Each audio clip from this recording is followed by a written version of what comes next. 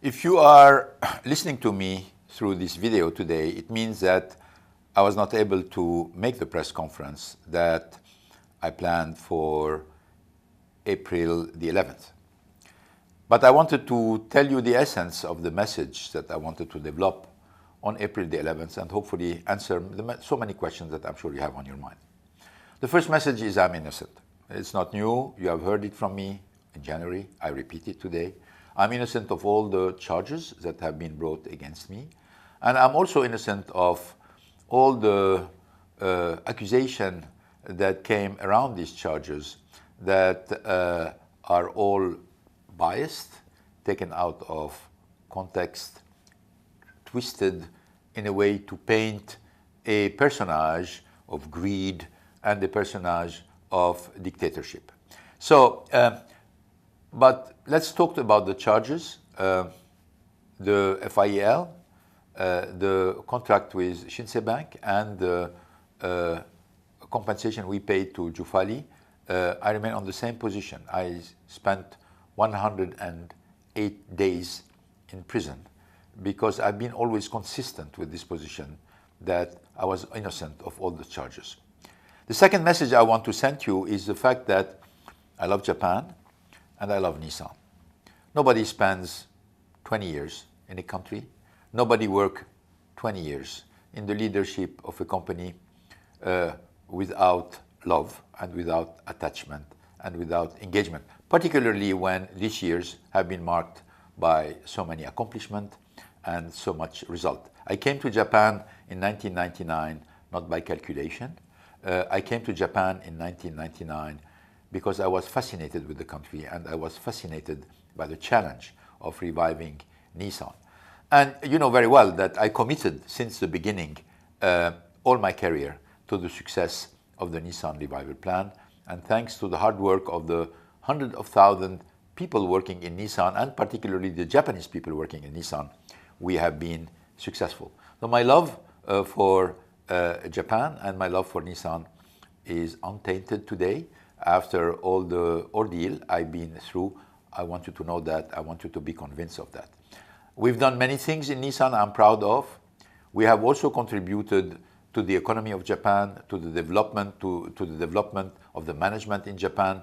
All of these things will remain as great memories and great achievement that I'm sure after all the last months, in a certain way, people will look at them with more fairness and more objectivity. The third point I want to tell you that this is a conspiracy. This is not about specific events. This is not about, again, greed. This is not about dictatorship. This is about a plot. This is about conspiracies. This is about backstabbing. That's what we're talking about. And why? So you can say, why this happened? Why it happened? Because there was first a fear that the next step of the alliance in terms of convergence and in terms of moving toward a merger would in a certain way threaten some people or eventually threaten the autonomy of Nissan, which, by the way, has never been threatened for the last 19 years when the alliance was created. I've been the fiercest defender of the autonomy of Nissan, and I made it very clear that no matter what are the steps in the future, this would continue. But this autonomy must be based on performance. Nobody gets autonomy for the sake of autonomy. People get autonomy because they can be more performant with autonomy, and that was where the fear came. Because the performance of Nissan is not good. It has degraded a lot. 3 profit warnings in a couple of years, many scandals. Not the fact that bad things happen at the level of the company, but the fact that when you react to the bad things happening in your company, you must be trusted. And in this case, in many cases, it could not be trusted because the company said problems were fixed where they were not fixed. This is where we had a problem with the actual management of the company. So these people are known. That means we're not talking about, I have a lot of respect for Nissan employees. I'm talking here about a few executives who obviously for their own interest and for their own selfish fears are creating a lot of value destruction.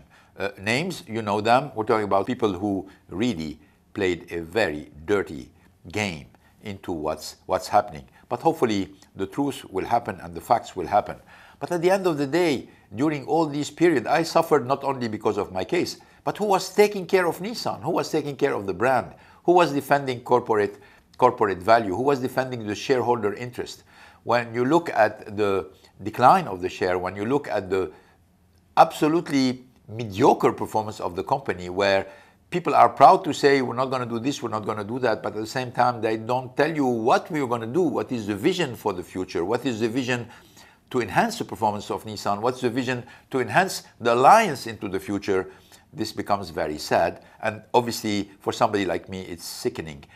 For somebody who has dedicated 19, 20 years to do the contrary, which is create the corporate value, enhance the brand, seeing the laxism and the lack of attention is really very difficult to take. I'm worried. I'm worried because obviously the performance of Nissan is declining, but also I'm worried because I don't think that there is any vision for the lines being built.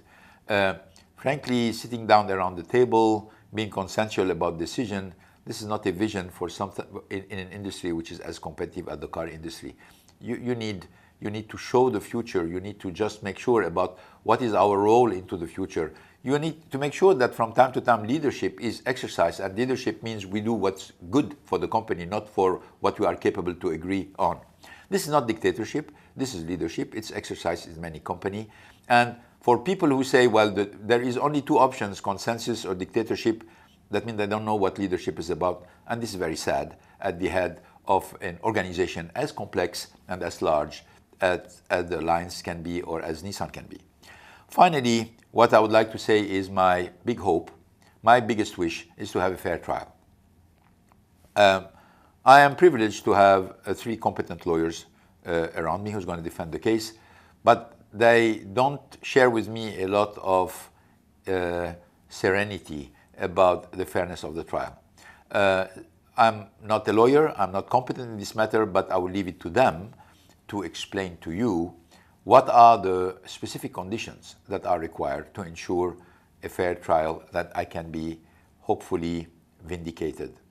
Thank you for your attention, and I'm sorry I was not able to share more with you and respond to many questions that you have in your mind, but hopefully we will do it at a certain point in time.